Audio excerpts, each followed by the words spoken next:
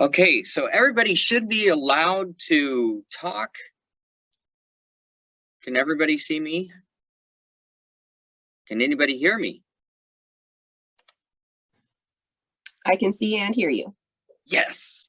All right. I'm glad you're there to let me know. I feel like I was talking to myself and that'd be too normal. So how is everybody doing?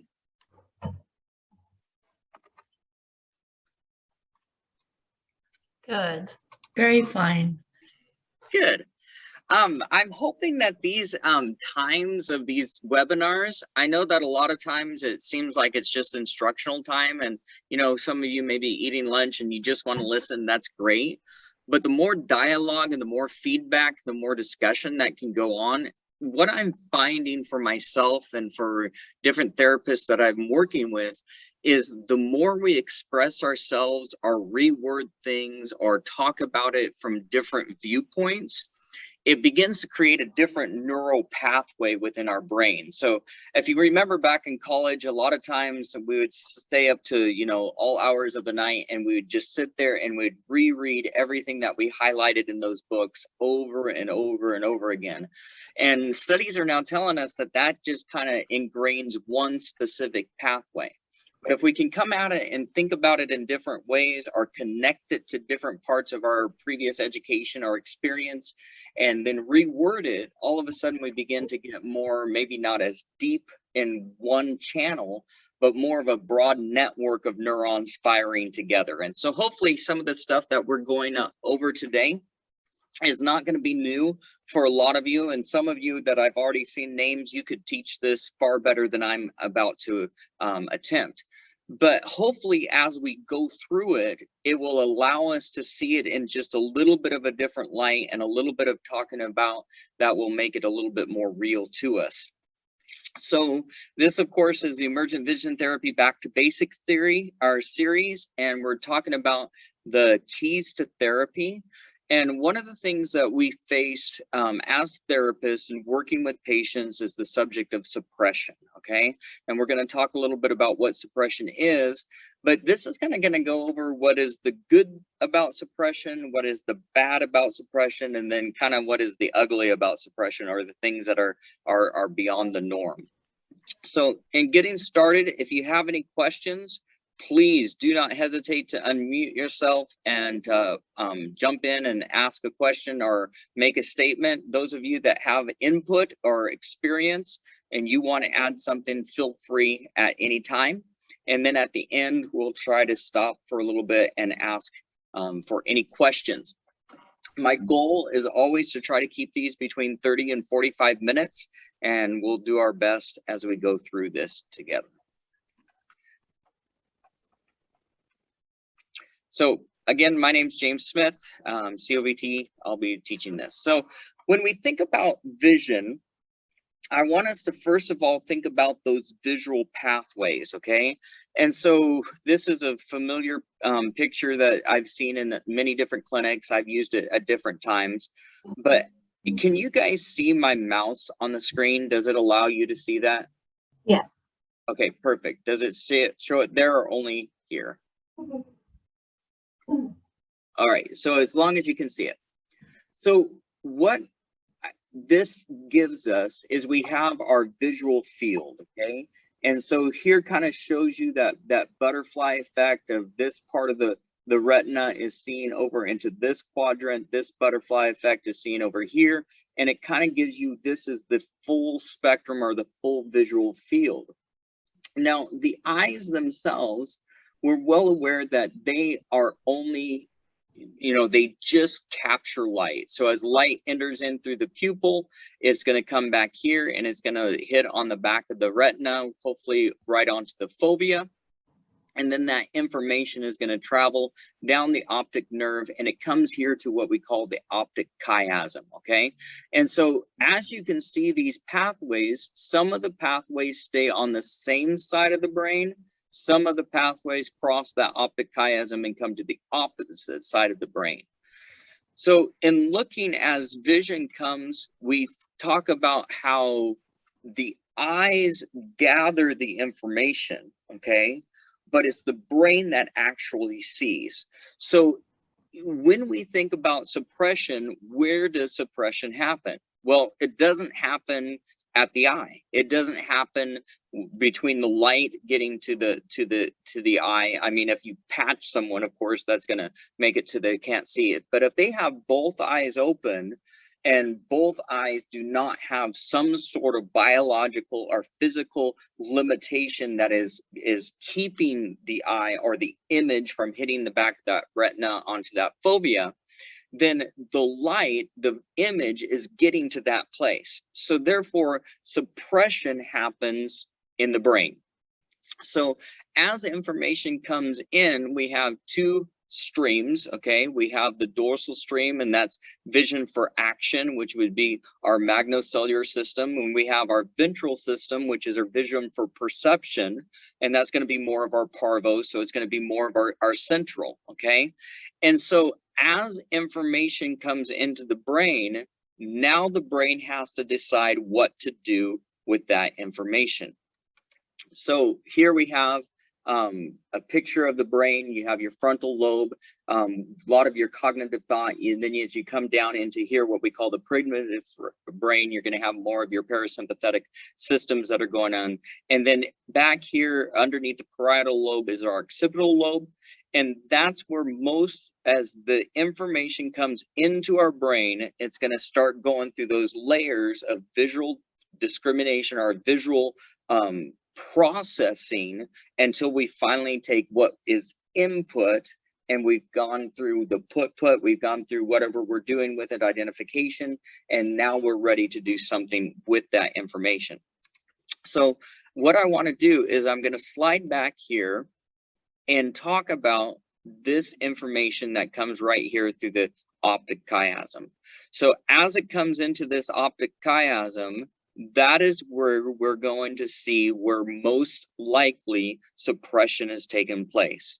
Somewhere the information, as it comes from the optic nerve and comes into this cortex, it is not allowing the information to continue on and to become processed through the visual system, okay?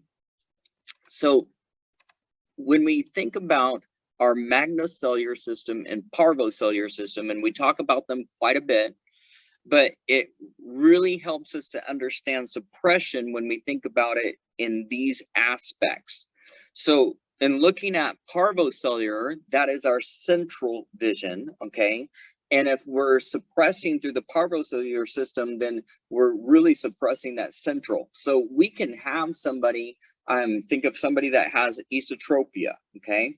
You can get gross peripheral fusion with them, like on luster, or maybe even some projected vectograms or quoits if they're able to do that, and even maybe some polymer. And so you can have a little bit of fusion where their gross peripheral fusion, there's no suppression in that. But if you were to try to put up a fusion card, or you're trying to do something maybe even with a Brock string or whatever, they would have suppression. They're suppressing that central vision, okay? The magnocellular system, of course, is our where. It's got a lot about our periphery. It's sensing movement and motion. It's spatial, okay?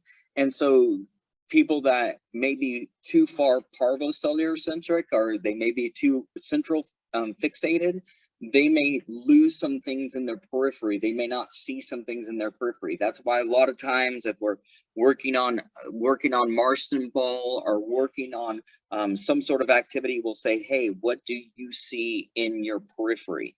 Because we don't want them to suppress out that periphery.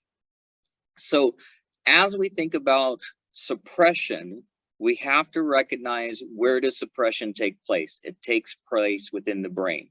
So a lot of times the way I'll explain it to the kids that I'm working with, or the students that I'm working with, is your eyes are open, but it doesn't necessarily mean that the brain recognizes that the eyes are on, okay? So we've got to have our eyes open, we've got to be perceptive, we've got to be seen, but we have to also have our brain to switch those both eyes on so that they're seeing the information that is coming from both eyes.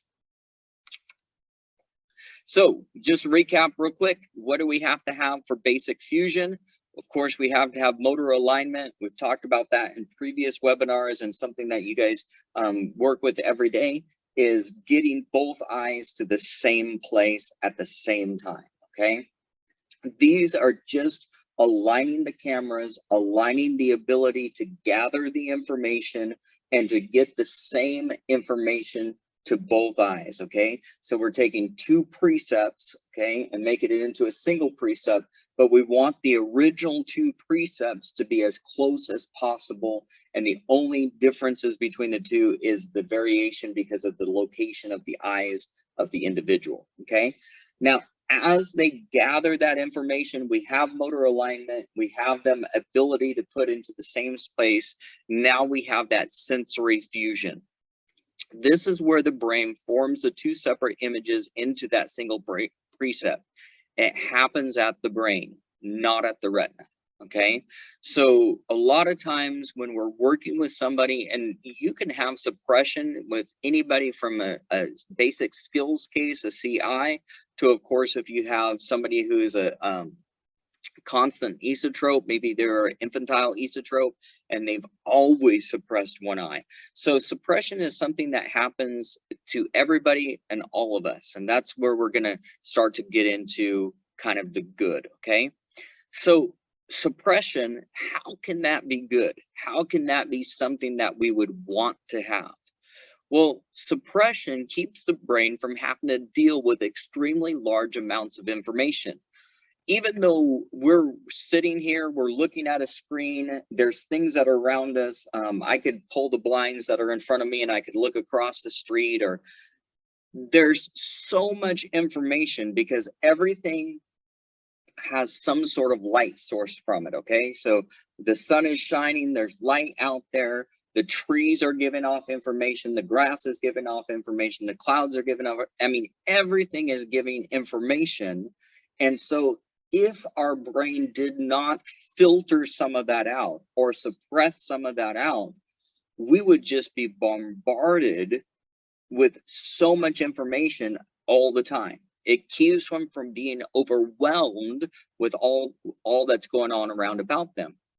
This is one reason why people that suffer a TBI, okay, as they're recovering, because their brain is not quite filtering out everything, or they're not able to accept as much information as the eyes and the brain are giving them, they become overwhelmed with all that extra stimuli.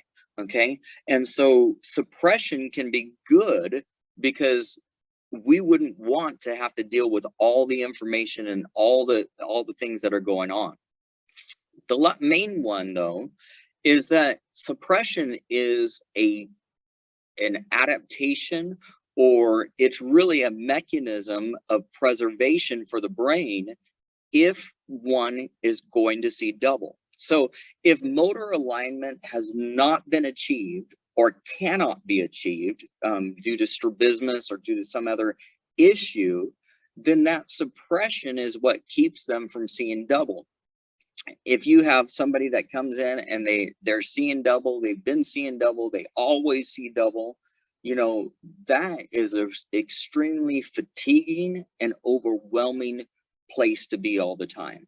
A lot of times we'll see this, and I've seen it in individuals maybe that they had an underlying binocular issue, but because they were suppressing or because they were just able to compensate, but then they had a traumatic brain injury, say a concussion, or they were in a car wreck or whatever, and all of a sudden now they're seeing double. Well, before they might have been suppressing, now they're not, and now they notice what is going on, or now they're having to deal with that doubling. So sometimes suppression can be good. Okay, and we'll talk a little bit as we go about breaking suppression and going through the protocols. So then there's the bad, okay? So if we have somebody that is suppressing, that means it is limiting or limits the information for full cognitive analysis. If I'm not seeing something, then I'm not taking into account. Think of somebody that's playing sports, and so they have a little bit of peripheral suppression that's going on. Well, they're not taking account of that extra linebacker or that other person that's there, and so they don't see what's happening. Or if somebody's doing schoolwork and they're maybe suppressing part of the information that they could be utilizing, that's going to make a difference. Localization, if they're suppressing an eye, they're going to be off on localization because they're not going to have that triangulation that they really need to know where something is in space. It also does not allow for full sensory fusion. Okay, we already mentioned, and you guys know through working, you know, with this over and over again, you can have gross peripheral fusion, right? I've taken people that have esotropia or exotropia and been able to get red-green luster, okay? Because that is just gross peripheral fusion, but it's not allowing central fusion, okay? So the bad is that you can have partial fusion, but you don't have true total fusion, and that will not allow for good stereopsis or good clarity with fusion.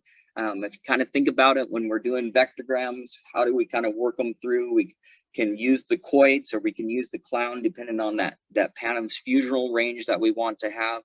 But the quoits, we can have them have fusion, we can put plus on them, and they can even have it kind of blurry, but they still have some stereopsis, they still have fusion. But as you take that away and you guide them in, and now they can get central fusion, all of a sudden you can do like the spiral angle, and now they can make the letters clear, and they can see that the letters are, some letters are closer and some letters are farther, and they can see that spiral angle as it goes away from them. And then as they even get better with gross peripheral and central fusion, and there's no suppression on that spiral angle vectogram, even certain letters, okay, in the box or in the circle, even some of those are at better depth or less depth, depending on how they see them.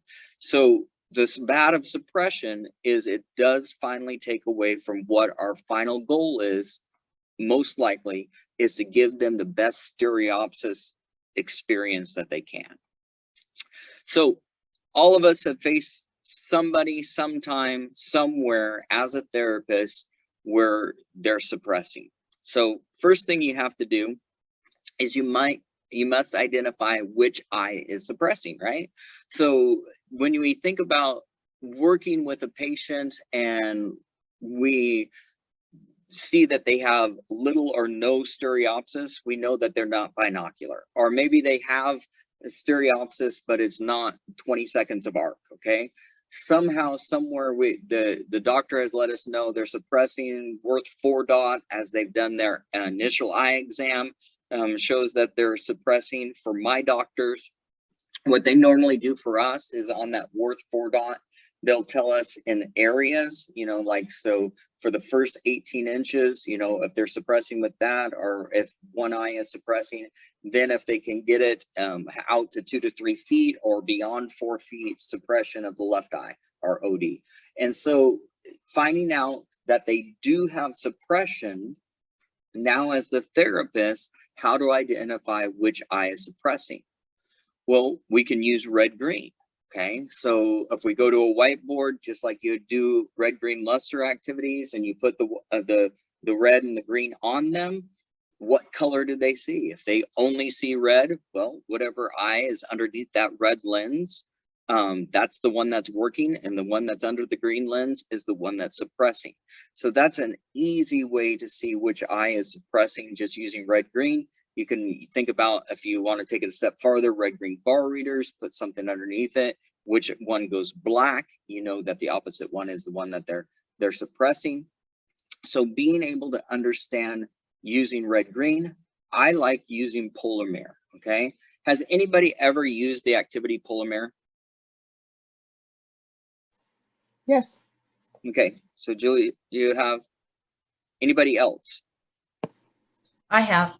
Okay, We good. use it all the time. Yes. We use it. Okay. We train with it too.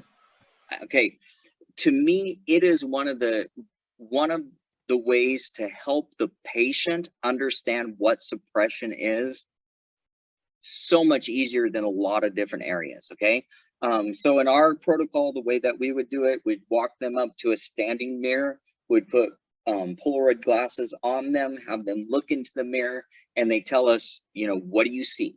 And if they say, I see two eyes, you know, they're not suppressing. If they say, well, I see my right eye, but the left eye is dark, okay?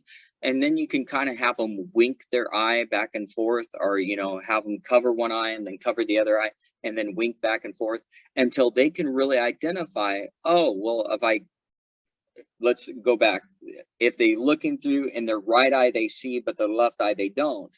If they close their right eye, then most likely they're going to see through that left eye. And so they can actually see, and they can kind of go back and forth and recognize what it looks like when one eye is suppressing and one eye is not. And then let them know, hey, our goal is to get both eyes on. And we'll talk about how to do that in a moment. So you have polar mirror is a great way to do it. If for some reason they kind of struggle with the mirror of their own feedback, then we will put glasses on ourselves and then put glasses on them, and we'll look at each other. And then I will close an eye and they can tell, you know, what eye is closed and what eye is not. And that way you can check for suppression using 2 pairs of Polaroid glasses. Depending on where they are, or, you know, what their age is, you can use PhysDip or physiological diplopia for a suppression check. It may be a little bit hard to communicate what you're asking them, especially in early sessions, but this is one that I will use like a precursor to red-green bar reading for anti-suppression for when I'm doing flipper reading, because I'll just have them hold a pointer close to them, and do they see the duplicity of the pointer as they're looking at what they're reading? And then with the plus and minus flipper, does that pointer go to single or does it stay doubled? And so that's one way that I'll check for diplopia. You can use a Brock string. A Brock string is great feedback if they're suppressing or not. Whoops, sorry. And then disassociated prism. So when I usually use disassociation prism, I usually use a base up and a base down, because then I don't have to worry about them trying to converge or diverge. If I am going to use horizontal, I will use base in, so it's harder for them to diverge out. I'll just use enough that there's not enough diopter space for them to diverge out to. And so you can use disassociated prism and then pegs, so that you can do squintial or RK diplopia or any of those type of activities to identify which eye is suppressing or which eye is most likely to suppress.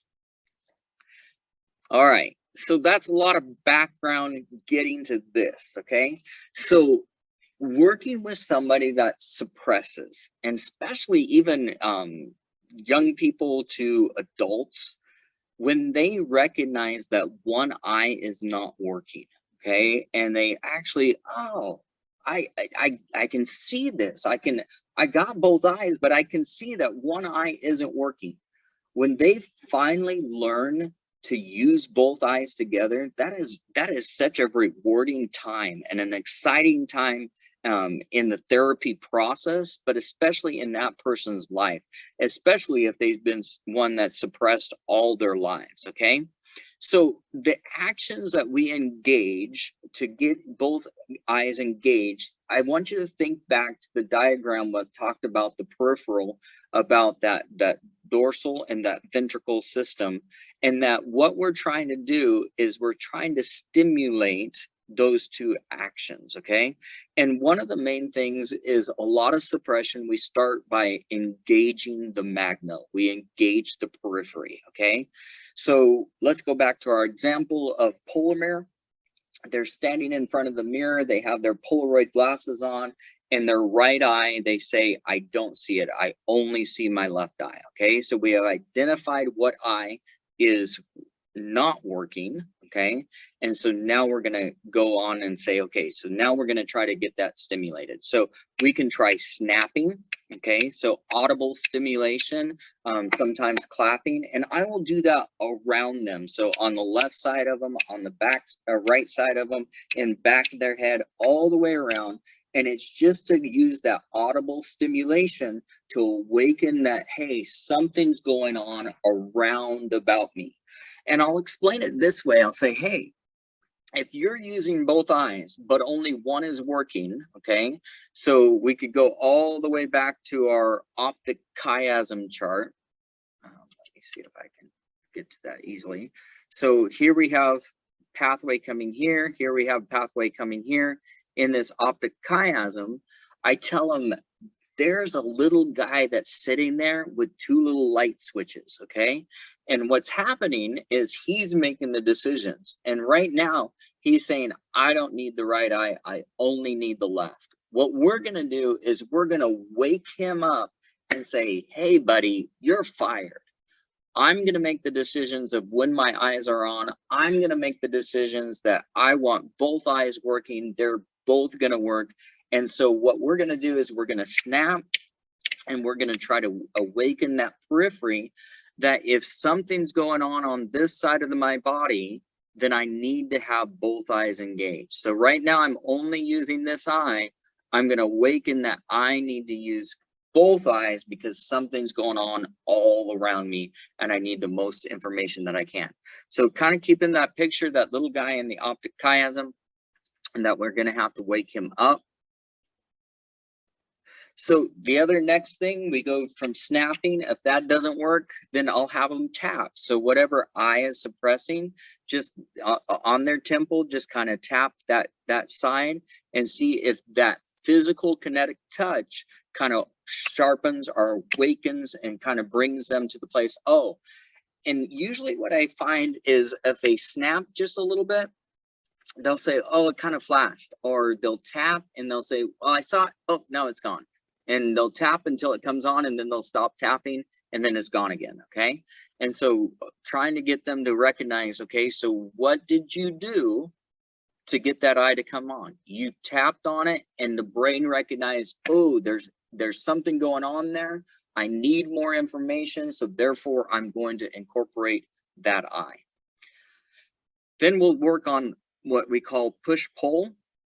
And no doubt you've probably seen this. I've seen it at different places. But if you just take your hands, and I always, every time that I approach a patient, if I'm gonna, a touch or whatever, as I ask permission, and then I tell them exactly what I'm gonna do. So I say, hey, what I need to do is I want to put one hand on your shoulder here and one hand on your shoulder, and I'm going to push with my left hand and I'm going to pull with my right, and I want you to resist. Is that okay? And really make sure that it's okay. And if they have any hesitation, we just pass it and go on to something else, okay? So push-pull, what it seems to do is it seems to stimulate that brainstem, okay, those nerves that come into that brainstem back here. And it helps to awaken the entire system that I have something going on. And so therefore, again, I need the more information, okay? If we remember, the brain's in a cave and it's making all its decisions based on the information it gathers from all its senses, okay? And so if it's in its cave and it's saying, you know what, all I need is the information from this left eye, if we can do something that causes it to say, whoa, something's happening, I need more information, more likely it's going to turn on to that other eye. So I'm going to skip cognitive thought. I'm going to come back to that. So let's look at 90-degree head turns. So I'm not sure how or why we're built this way, but I'm glad we are. That if we turn our heads 90 degrees and we snap them forward, something about that vestibular ocular ratio, it allows our eyes to become binocular automatically for at least a second, okay? The brain takes over alignment for us. So I've had individuals that they're struggling, but if I'll have them turn their head and then snap their head forward, at least for a brief second, they're going to see both eyes together and then maybe it's gone, okay? So all these things, it may not instantaneously. If it does, it's wonderful, man. Just one time they've got it, they're in control. But sometimes it'll take multiple times. Sometimes it'll take multiple activities or multiple ways of trying to get them to awaken that eye. So going to cognitive thought. with my patients, and I've told them that that guy has, you know, those on and off switch, we're going to fire him, and I want you to take control. Okay. So as they're going, I'll have them get as close as they can to it, and then start working back until that suppression takes place. And then at that point, ask them, you're snapping, okay? You're pushing, you're pulling, they're doing their head turns, whatever it is that you're doing. And we'll talk about some other ways to engage through bilateral integration in a moment. But once they get it on, we want to remember that it's not the activity, it's the action, okay? So what did they do that caused that to get on? And I'll ask them, you got it on? How does it feel? Then I'll move them until they lose it again. And then I'll ask them, how does that feel?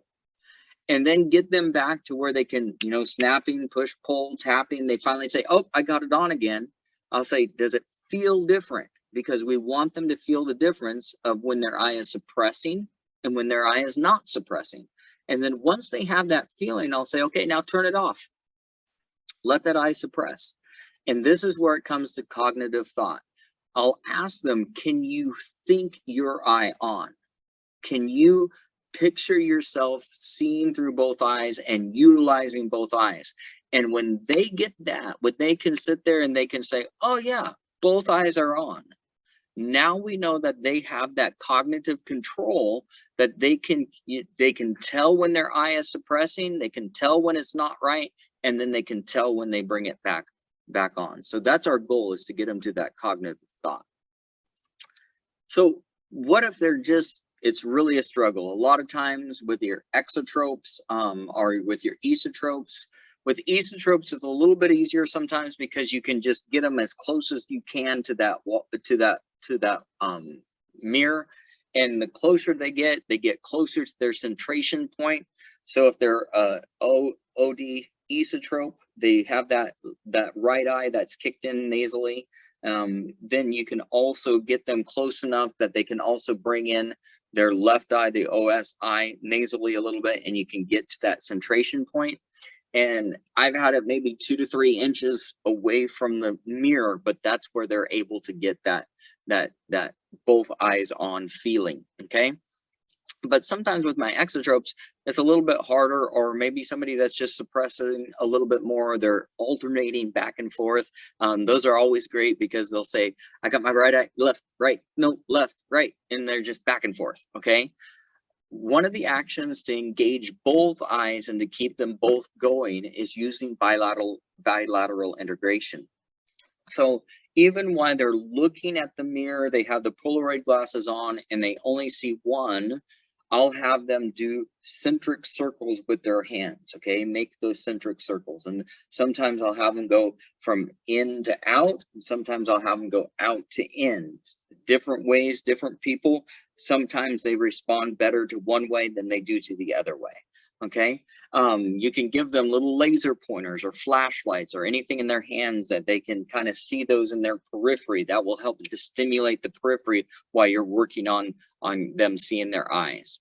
Then contralateral knee taps. So taking their right hand and reaching and tapping their left knee and their left hand to their right knee, and have that knee come up to meet their hand. Now it's very important that as they're doing this, that the knee comes up, forward and up, and it's not just like the heel going back, but that knee comes forward and up. And as you're tapping that's going to recreate that crawling motion, and it seems to do a lot more to get them to have both sides of their body, both sides of their brain, both eyes working together.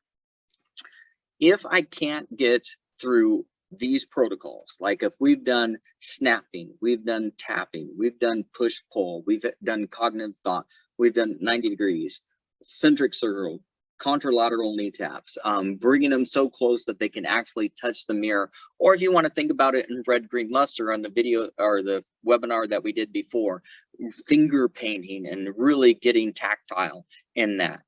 I will use trampoline work. So in our clinic in Yakima, we actually have a room that the floor is hollowed out, and we have a full-size trampoline that's built into the floor. Okay. And so I will take them into that, and I will have a mirror, or I will put red-green glasses on them with the whiteboard and use the trampoline that up and down and that beat as they land on that, and then get their arms going into the circle. So the thing is it's got to be controlled. I don't just send them in there and just have them start jumping and just go wild with it, but have them jump in a controlled up and down where they're controlling the movement and they're controlling the centric circles as they're making them with their arms while they're looking at the whiteboard, or while they're looking at the mirror with their Polaroid glasses. Or sometimes I'll give them a white balloon with red green glasses, and so they can hit it up and down as they're going. So trampoline work is another way. So these are kind of the protocols that I go through. If you're working with vectograms, or you're working even red green luster, but you're holding the whiteboard or whatever, you can use dynamic. A little bit of shaking is going to awaken that periphery, will help with anti-suppression, making them turn their head and coming back. Using with vectograms, parallax, okay, have them kind of go side to side and see the shifting of it, will also help to hold that fusion and work through that. But hopefully these things here, the snapping, the tapping, all these things will give you some tools that you can work through, but get them to the point where they don't think that it's the tool, okay, the anti-suppression protocol that you're using that fixes them, okay, or fixes the problem. Have them get to the point where they can feel the difference of when their eye is suppressing, and feel the difference of when their eye is not suppressing, and how to recreate that feeling within their own self and their own mind. Now, doesn't mean that I haven't had people for weeks, months on end sit there and kind of tap their leg to the side, or sit there and tap their eyes, but we want to get them to the place where they know how to not suppress, especially before we go into some of the higher activities later on. We're just about out of time, so very quickly, suppression, the ugly. You will occasionally, and not often, but every once in a while, you might come across somebody that has a visual field loss or a visual field neglect. So a field loss, a lot of times they'll find this in their confrontation testing in the exam room, where they'll check the different quadrants and they'll either say they can see it or not see it. Usually these individuals are aware of the deficit. They'll come to you and say, hey, I see everything over here on my right side, but I don't see anything over here on my left side, or I have a little patch or a little area that I'm not able to see. And usually it's very specifically a visual issue. You don't see a lot of difference in their body alignment or posture or anything like that. It is just a visual field cut loss, something that's gone on in that, okay? And we'll come back. Now, a neglect, sometimes it is more where they may have a certain area that they don't see, but it goes even beyond that. They'll even forget that they have that side of their body. So if they have a left field visual neglect, sometimes they even forget that they have a left arm. Or if you have them turn their head to their right shoulder, they can go all the way to the right, but you ask them to turn to the left and somehow they stop somewhere around the midline. They don't even feel like they have that left side, okay? A lot of times they'll posture different, they'll hold their head different. They have compensating strategies are really hard for them because they just don't even pay attention to that side of their body. So here's kind of a picture somebody would have if they have a neglect or have a loss, depending on how they are, but there's literally a part that they don't see. So 2 times I've come into cases of this sort. The first one was a young man that was in a boating accident. He had the prop. He fell out of a boat. The prop went through the back of his occipital lobe. And so in his visual field, he had a spot that was an actual field loss. Okay, so if you took something in front of him, he would see it, don't see it, don't see it, don't see it, and now I see it, see it, see it. There was actually a spot in there that he could not see. Okay, now thankfully, what we did is we would go and we would use wands or balls. We started with bigger objects. And what we did is we went from where he could see, okay, and then worked that suppression protocol of awakening the periphery, of opening up and looking soft and seeing where everything was, and had him pick something that was in his periphery that he could see. So he's looking at the object here, but he had picked something that is in the periphery. This part is black, okay? He can't see anything there. And then to slowly begin to work and move in and see if he could pick up movement in that area. And then once we could get movement in that area, then we started working more on the central of being able to see. And by the time we were done, that field loss had gotten to be so small, at least, that he was able to read, he was able to be able to go back to do his job and all those different things. He did have to kind of move his head just a little bit in some areas to get a full, to get past some of it. But overall, it was far better than what he was facing before. So that would be what we would call more of a field loss. There was a damage, there's something that was done, he could not see in that area, and that's the way we worked through it. I did also have a young man that he was attacked at a college parking lot at one of the universities, and because of the beating he took, they pretty much left him for dead. And when he, after months of therapy and months of coming, you know, getting his health back and everything else, by the time he got to us, he had a window that was about 8 to 10 inches high and about 13 to 18 inches wide. It was like a shoebox, okay?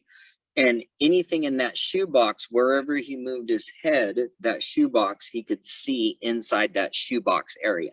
But everything that was outside of that shoebox area was black. It just was gone. And so if you were having him look straight ahead and he was looking at this and he kept his gaze where it was, and you move this down, when it got down to about chin level underneath his nose, he would say it was gone. Even though I can see that in the periphery, and if you did that, you would see it in your periphery. For him, it was totally gone. It was a total neglect. The good thing was there was nothing that was damaged on the retina. He didn't have any field loss. It was just something within his brain was suppressing that outside area. So what we did is we took a Marson ball and just hung it straight down, and I'd have him tap the Marson ball so that he could see it and feel it. And then I would have him close his eyes and image that ball where it was, and then open his eyes. Can you see it? And he would say yes. I go, okay, so now what I want you to do is I want you to close your eyes and I want you to picture that ball moving down 2 inches. And I would ask him, do you see that? Can you perceive that? And in his visual mind, closed eyes, in his visual mind, he could see that ball descend those 2 inches. And so I would do it while his eyes were closed, have him look straight ahead. And when he would open his eyes, he was able to see that difference in that ball go down. Short story, but all that went on. By the end of 2 weeks, he could see that Marson ball all the way down to his knees. So he was getting all of that neglect back because of the anti-suppression, going through all those things of seeing where things are in space. So suppression can be good. Suppression can be bad. Suppression can be ugly. But if we work the visual system the way that we can help any patient in any of those areas. So hopefully this is something that you can use. Hopefully it's something that later on, if you have any questions or you want to add something to it, feel free to reach out to me at any time. Anybody have any questions they would like to share, or any comments or pearls of advice or words of wisdom that you would like to give us?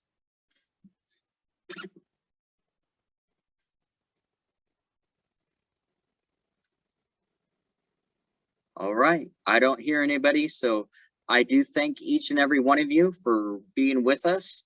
And thank you all for what you do and how you're out there helping each and every person that you can. All right. Goodbye.